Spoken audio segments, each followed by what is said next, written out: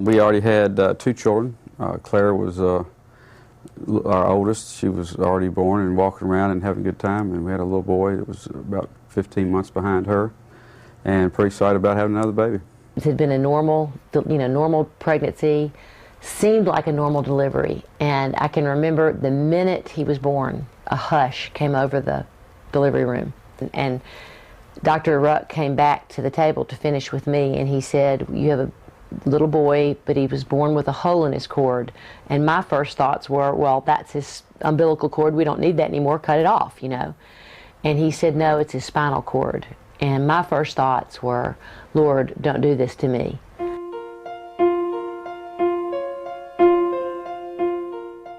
It was called Spina Bifida, and the neurosurgeon said that he really has a lot of problems. And he said, I'm not sure what you plan on doing, but this child is probably going to be mentally retarded, never walk, be paralyzed from his chest down, and you really need to consider how aggressive you want to be. You're kind of in a fog. You think this is not really happening. So it's kind of like you're looking at a movie of your life, and you're seeing yourself running on the beach, and you're seeing your kids, and then you see this kid in a wheelchair, and you're thinking, there's something wrong here. I got to back up. So you keep backing the reel up. You think, no, this is our life, this is us, so here we go. Our first few weeks were pretty tough, and then we kind of settled in after about a month, and it looked like, okay, we're going to have a child that's paralyzed from the chest down, and we're going to press on. He came to 1 Corinthians 4:1 that says, let a man regard us as stewards of the mysteries of God. And he said, Nancy, one of the greatest mysteries is when you see somebody that's impaired or handicapped or who's known great suffering, and yet they have the joy of the Lord. He said, maybe God has given us Jay so that we'll be stewards of this mystery. Having a child with spina bifida at first is very much like just having a normal baby, because you have to change a baby's diapers anyway. The trach was very involved. We would backpack the suction machine on our back. We'd go to Shoney's, and all of a sudden you'd hear him going, and we just lean over, pull the catheter out, suction him, and everybody around us would just kind of cringe, and we'd all just get to hysterics laughing, thinking about, well, this is the way it is. But as Jay got older, when he was 4, we started having to catheterize him, and we did that 4 times a day. We had to do bowel management, and that was always interesting. And one of the things that Hamp taught him that I think is so great is whenever a certain odor would come over the car, when you're 7 or 8 year old, that's something that kids could make fun of. He would say, let me just tell you, a man's got to do what a man's got to do. And we taught him to not be embarrassed over the fact that he was paralyzed. Clamps off, rewarm all the way. Basically, 26 surgeries in 14 years.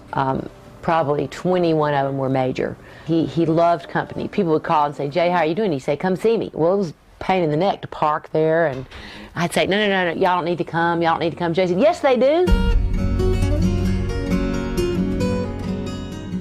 There was not a time that Hamp was not planning a next event, whether we go down to the museum, or we're going to the zoo, or we're going to Colorado, or California, or Jackson Hole, Wyoming, and Vermont. We took Jay snow skiing in Vermont. What it enabled Jay to do is when we would come back from seeing something, he would be able to tell friends, yeah, I've been to the Hearst Castle, or I've been snow skiing, or I've been trout fishing, or I've been to the beach, those kind of things. And I think it gave him a sense of ownership, that he had a uniqueness to his life, just like everybody else has a uniqueness to their life. Hamp never once felt like it was a burden. If he did, he never told me. And that was a blessing, because I tended to be, if it hadn't been for Hamp's spirit of we're going to do this, we're going snow skiing, we're going mountain climbing. I mean, he had had his trach in 10 days when Hamp made us go backpacking in North Carolina. Another time we were at Disney World, and Hamp was making us stand in line for 2 hours. It's the only ride that being handicapped doesn't help you get in the front of the line. At the Tower of Terror, knowing you drop 11 stories straight, I thought Hamp had lost his mind. I was so mad at him, I couldn't speak to him for 2 hours. And he said, we're going, you're going to ride this, Jay. And Jay's face was white. And we get on there, and it happened to be a long, funny story, but it was one of those, after it was over, he was, man, that was so much fun. Hey, John, quick move, buddy. His ability to rejoice in his friends' physical prowess was unbelievable. We gotta go back it first play, and guys, we gotta get it in. Play hard, all right? All right. He was a gatherer of people. He was, his personality was a magnet, because he never, if you took him to the doctor's office, you know how in the doctor's office everybody just sits there and minds their own business. Jay would roll over to somebody, had a bandage on. What happened to you? Are you okay? What are they telling you is going to happen? Or he'd roll up to somebody else. You'd be at a ball game. He'd see somebody who had some funny-looking coat on. He'd tug on their coat and go, "That's the goofiest-looking coat I've ever seen." I mean, just incredible personality and ability to relate to people. And what that did was it drew people to him.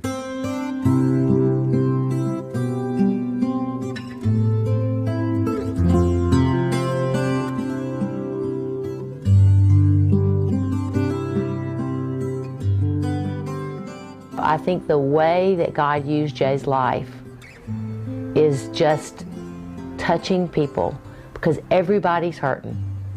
Everybody feels paralyzed in some form or another, in some area of their life. And it's just as painful as if you are physically paralyzed. And when they saw him be able to have joy and acceptance of what God had given to him, a surrender of soul, and they saw us be able to do it, not maybe through easy times, then they were able to think, there's hope.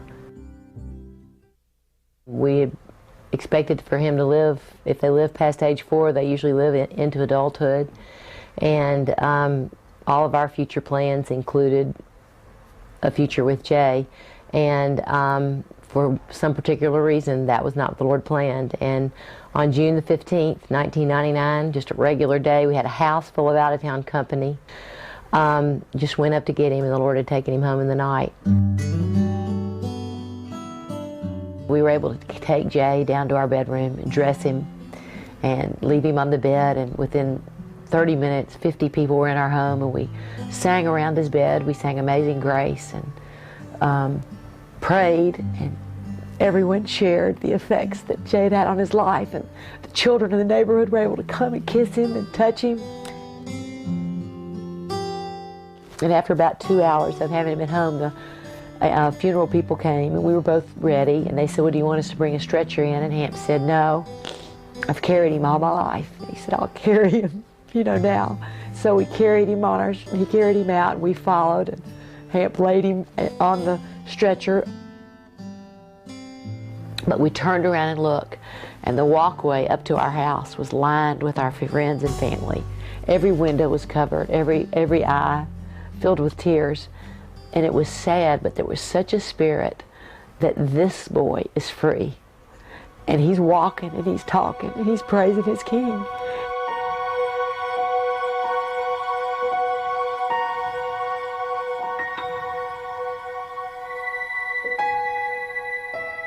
I feel like the lesson of Jay's life is the lesson of the Psalms, where it says, "I will praise the Lord." God said, "This is my plan, and I will bring great things out of broken pieces." And God's name was glorified in Jay's life, just as it can be in anybody's life.